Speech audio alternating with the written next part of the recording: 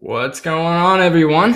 I have a quick little video I wanted to show you guys on how you can onboard new clients and how you can devise like an internal marketing strategy to really grow your business the right way, keeping everybody on the same page and helping your entire team stay prioritized, knowing what matters most to the company moving forward.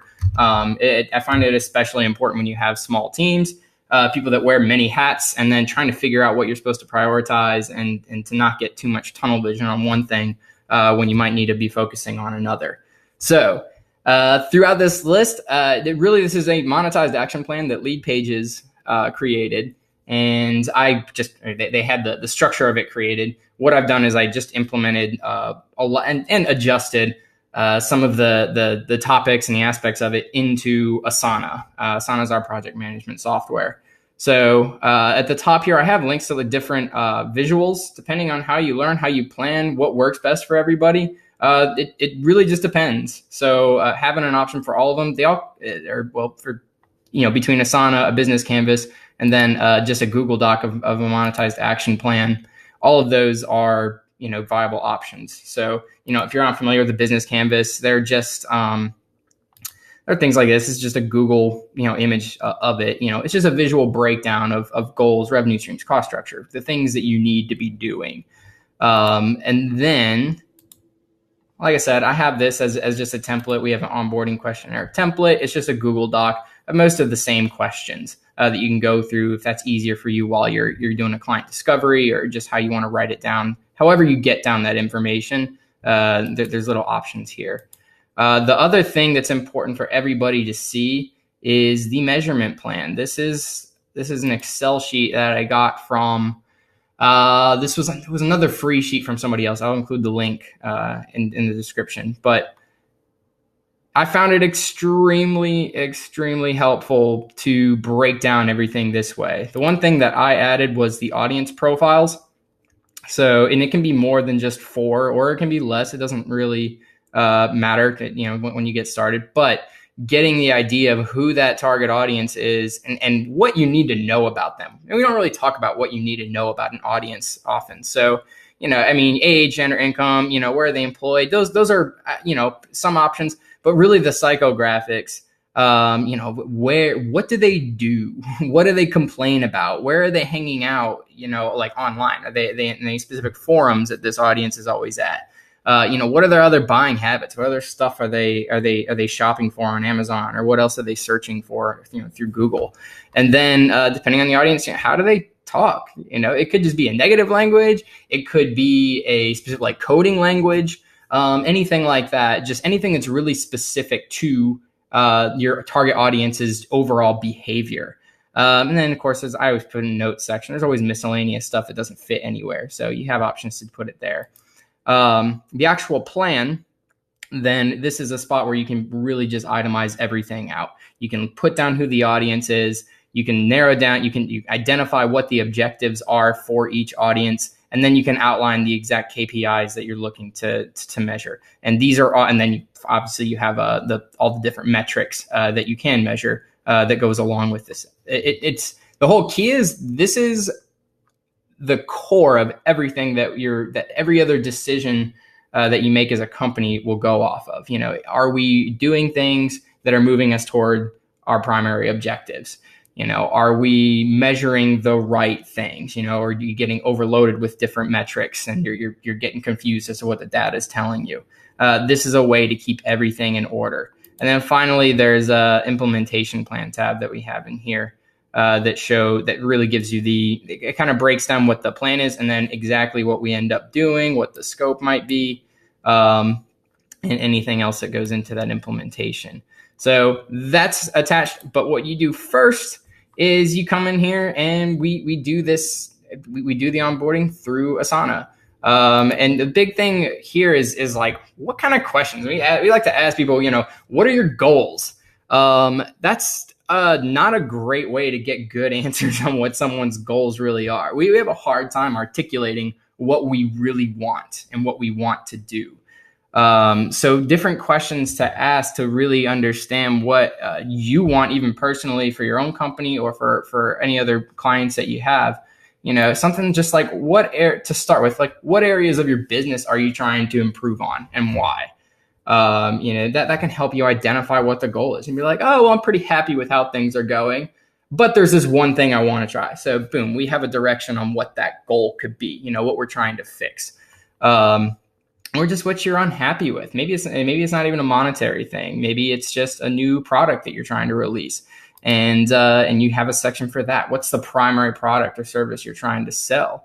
It's very important to have this identified of what is the primary thing that you're trying to push.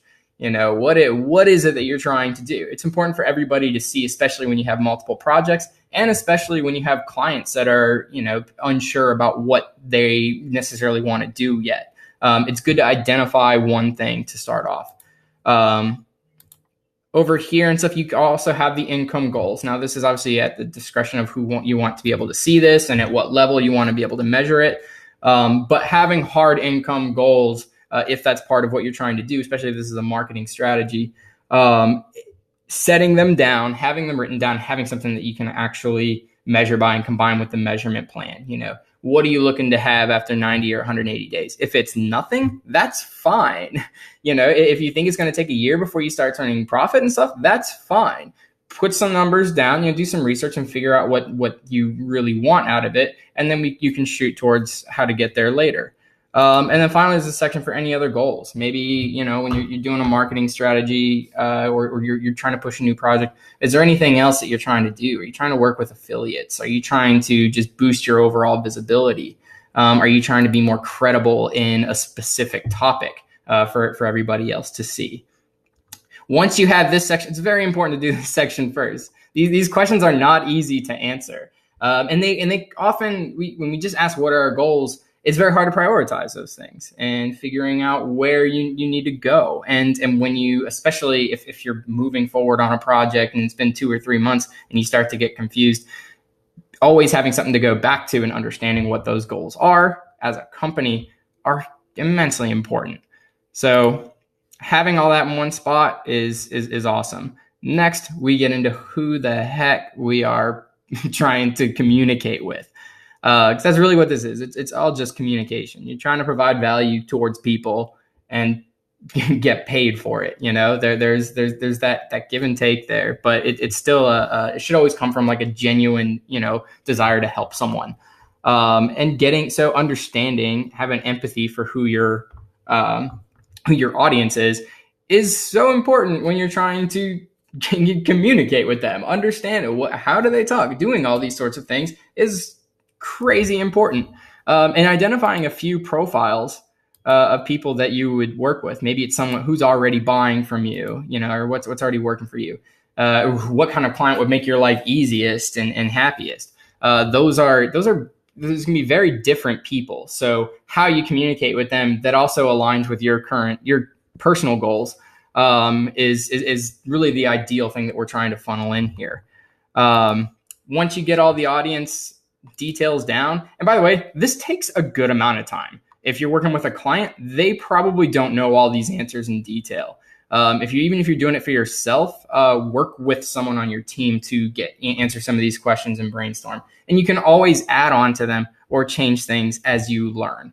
It's just having everything itemized out and understanding what things you need to understand in order to be, more understanding of what's going on.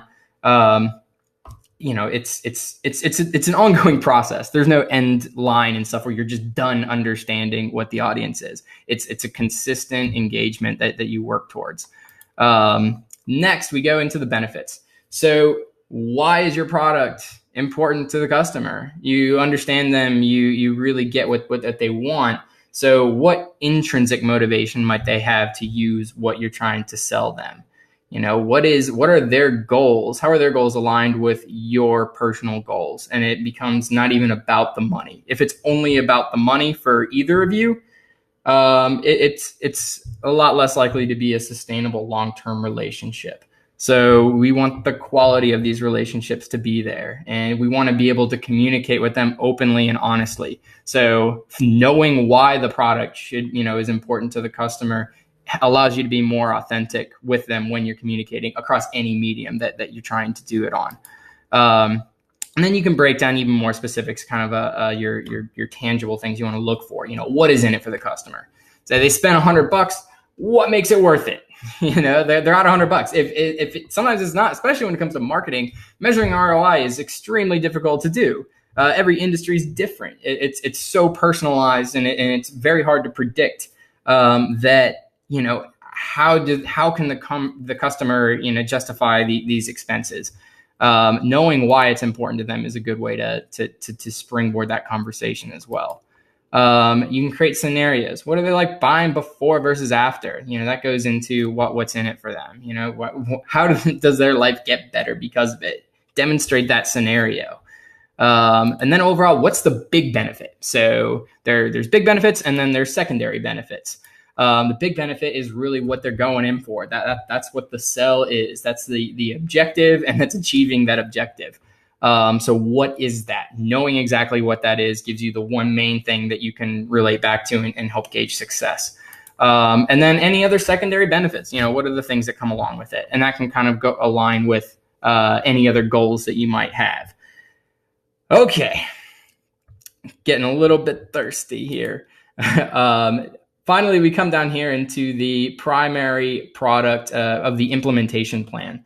So identifying what that primary product is, even though we already had it up here, reestablishing it down in the implementation plan is just another way to reinforce what we're doing here. I also broke this down into relationship starters because it's as opposed to just lead generation. Because there's so many ways to do it, and developing and creating leads is a little bit different than beginning relationships.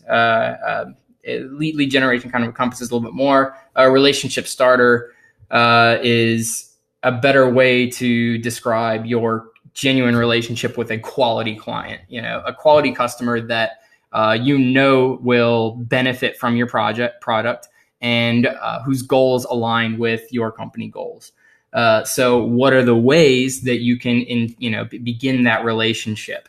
That might be, it could just be cold calling or cold emailing.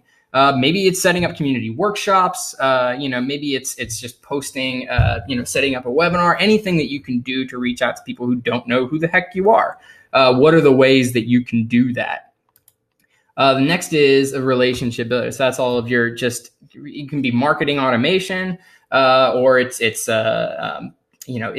they become affiliates, are they helping promote what's going on? Are you giving them value still? What have you done for me lately? So what are you continuously doing to maintain that relationship?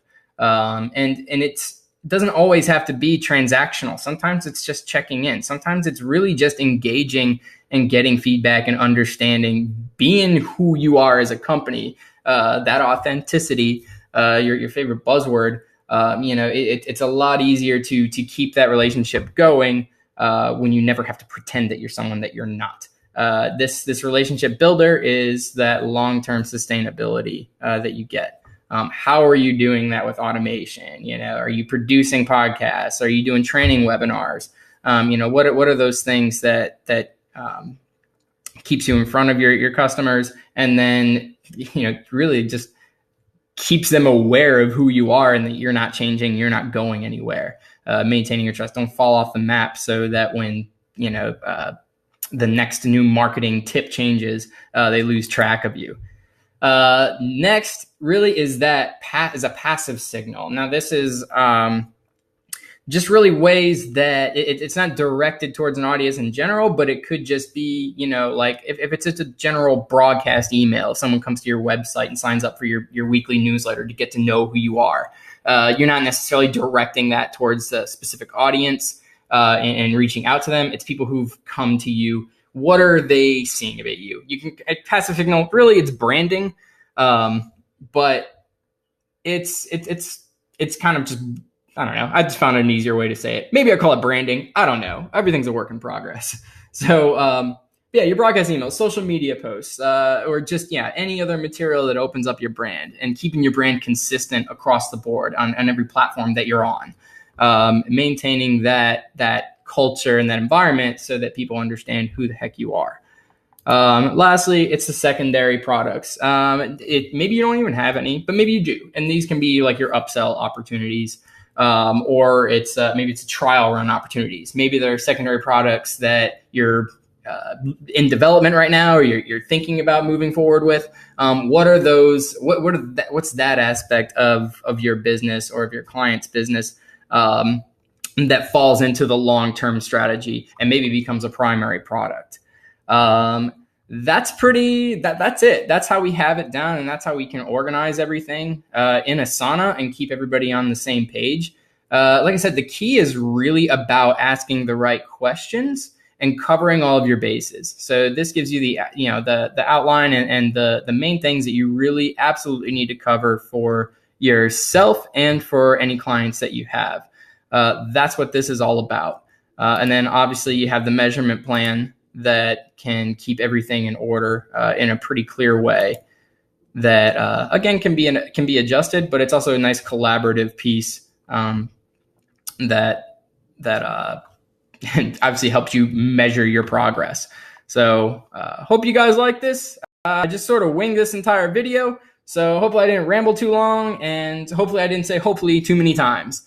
I'll try and come up with some other like tutorial videos that I'm working on here, and please leave me any feedback that you see, or any other ways that you think this could be improved, or let me know what any of your strategies are. We're always looking to collaborate and improve what we're doing. All right, we'll talk to you guys soon.